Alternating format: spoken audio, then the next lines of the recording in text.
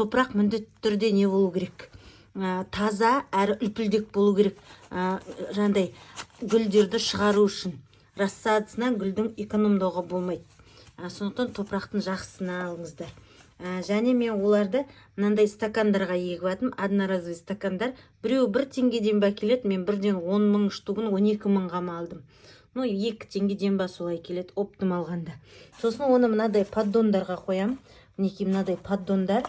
Бұны да мен оптым Шымкенттен 36 мыңға алдым ау деймін. Ішінде 90 штугы бар.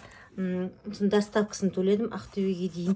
Осының үстінде кейін суды осыған құйып, астынан суаруға да болады. Әзір мынаның стаканның тесіктерінен сулар ағып кетсе, менде ақ шкафта тұр ғой, сол үшін осындай поддонға қоямын. Мінекей стакандар мындай оптым тұр.